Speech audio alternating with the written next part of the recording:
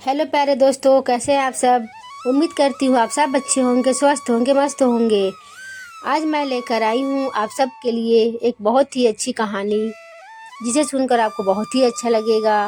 ये कहानी है सावन सोमवार की व्रत कथा। तो आइए सुनते हैं दोस्तों आज की ये कहानी। किसी नगर में एक साहूकार रहता था, जिसके घर में धन की कमी नहीं थी, लेकिन उसे संतान सुख प्राप्त नहीं हुआ था, जिस कारण वह बहुत परेशान रहता था। पुत्र प्राप्ति की इच्छा से वह हर सोमवार व्रत भी रखता था और पूरी श्रद्धा के साथ शिव मंदिर जाकर भगवान शिव और पार्वती जी की आराधना करता था। उसकी भक्ति भाव से माँ प्रसन्न हो गई और भगवान शिव से उस साहूकार की मनोरथ पूर्ण करने का आग्रह करने लगी। पार्वती जी की इच्छा सुनकर भगवान शिव ने कहा कि हे पार्वती, इस संसार में हर प्राणी को उसके कर्मों का फल मिलता है और जिसके भाग्य में जो है उसे भोगना पड़ता है। लेकिन पार्वती जी ने साहूकार की भक्ति का मान रखने के लिए उसकी मनोकामना पूर्ण करने के लिए कहा। माता पार्वती के आग्रह पर शिव जी ने साहूकार को पुत्र प्राप्ति का वरदान दिया, लेकिन साथ ही यह भी कहा कि इस बालक की उम्र केवल 12 वर्ष की होगी। माता पार्वती और भगवान शिव की बातचीत को साहूकार सुन रहा था, जिसे सुनकर न तो उसे कोई खुशी थी और न ही दुख। वह पहले की तरह ही शिव जी की पूजा करता रहा। कुछ समय के बाद साहूकार को पुत्र की प्राप्ति हुई। जब वह बालक 11 वर्ष को हुआ तो उसे पढ़ने के लिए काशी भेजा गया। साहूकार ने पुत्र के मामा को बुलाया और उसे बहुत सारा धन दिया और कहा कि तुम इस बालक को काशी विद्या प्राप्त करने के लिए ले जाओ और मार्ग में यज्ञ कराते जाना। जहाँ भी यज्ञ कराओ वहाँ ब्राह्मणों को भोजन कराकर दक्षिणा देते हुए जाना।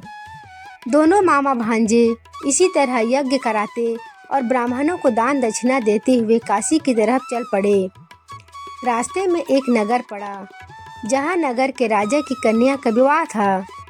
लेकिन जिस राजकुमार से उसका विवाह होना था वह एक आग से काना था, जिसकी जानकारी लड़की और उसके घर वाले को नहीं थी। राजकुमार के पिता ने अपने पुत्र के काना होने की बात को छुपाने के लिए एक चाल सोची।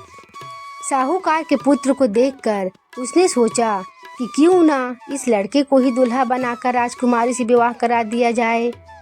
विवाह के बाद इसको धन देकर विदा कर दूंगा और राजकुमारी को अपने नगर ले आऊंगा।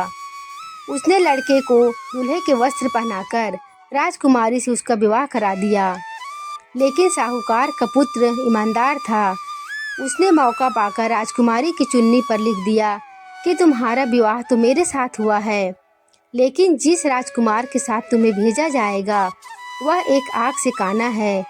मैं तो काशी पढ़ने जा रहा हूँ। राजकुमारी ने चुन्नी पर लिखी बात अपने माता पिता को बताई। राजा ने अपने पुत्री को विदा नहीं किया।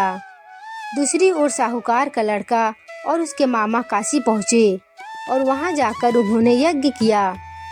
जिस दिन लड़के की आयु 12 साल की हुई उसी दिन यज्ञ रखा गया।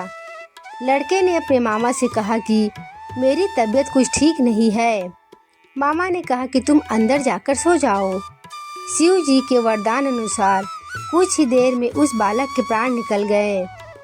मृत भांजे को देख उसके मामा ने विलाप शुरू कर दिया। संयोगवश उसी समय शिव जी और माता पार्वती उधर से जा रहे थे। पार्वती ने भगवान से कहा, स्वामी, मुझे इसके रोने के स्वर सहन नहीं हो रहे हैं। आप इस व्यक्ति के कष्ट को अवश्य दूर करें। जब शिव जी मृत बालक के समीप गए तो वह बोले कि यह उसी साहूकार का पुत्र है जिसे मैंने 12 वर्ष की आयु का वरदान दिया था। अब इसकी आयु पूरी हो चुकी है। लेकिन मातृभाव से विभोर माता पार्वती ने कहा कि हे महादेव, आप इस बालक को और आयु देने की कृपा करें, अन्यथा इसके वियोग में इसके माता पिता भी तड़प तड़प कर मर जाएंगे। माता पार्वती के आग्रह पर भगवान शिव ने उस लड़के को जीवित होने का वरदान दिया। शिव जी की कृपा से वह लड़का जीवित हो गया। शिक्षा समाप्त करके लड़का मामा के साथ अपने नगर की ओर चल दिया। दोनों चलते हुए उसी नगर में पहुँचे जहाँ उसका विवाह हुआ था।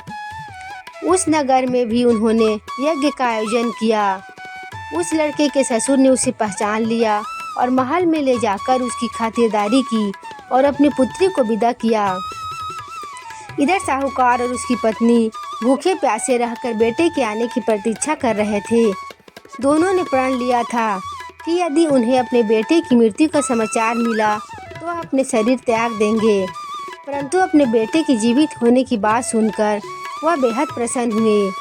उसी रात भगवान शिव ने व्यापारी के सपने में आकर कहा, मैं तेरे सोमवार के व्रत करने और व्रत कथा सुनने से प्रसन्न होकर तेरे पुत्र को लंबी आयु प्रदान कर रहा हूँ।